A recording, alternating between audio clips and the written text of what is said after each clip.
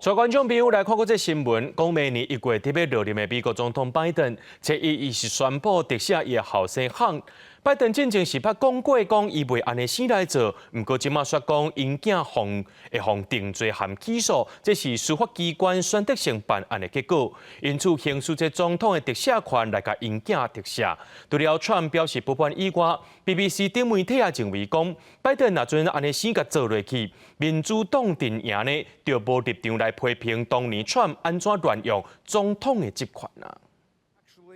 美国总统拜登伫感恩节假期发出书面的声明，一方面重新强调无介入个别司法案件入场，一方面指责司法单位选择性办案，佮点名国会当中的共和党阵营是发起这波司法攻击的撞镜人，强调有目睭的人拢看会出来，亨特就因为是总统的后生，才会变做司法攻击的目标。不过，到半年前，也就是民主党的阵营也被换掉拜登推贺锦丽选总统进前，拜登是安尼讲的。 I'm extremely proud of my son Hunter. He has overcome an addiction. He's one of the brightest, most decent men I know, and I am satisfied that I'm not going to do anything. I said I abide by the jury decision, and I will do that, and I will not pardon him. 亨特涉案的风波爱追到2020年大选进前，伊送收的个人电脑，互发现大量私密的资讯，包含食到食到喙齿起甲看医生，甚至甲未成年的少女有亲密的行为，等未堪你看的相片。惊动外界是一封电子批，并被写出拜登做副总统的期间，家族甲乌克兰能源企业往来的内容。 纽约邮报阁因为先独家也出这资料，互并且甲马斯克买落来进前的 Twitter 用散布假消息影响选情做理由，全面封杀。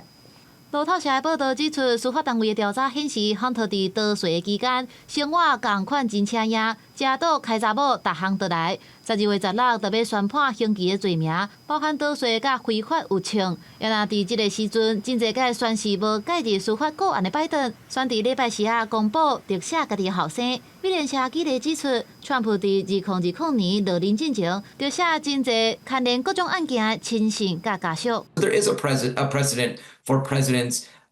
taking part in power to benefit, family members, people close to them. 美国《纽约时报》的分析认为，讲川普甲共和党的阵营几年以来批判司法体系为政治服务，民主党的阵营是相信美国的司法独立。不过，拜登这款做法等于是支持共和党的讲法。英国的 BBC 也讲，总统行使特赦权等于是介入司法的进程。川普甲未来可能坐大位的人，拢会当放心大胆改变游戏的规则。公司新闻，徐家人编译。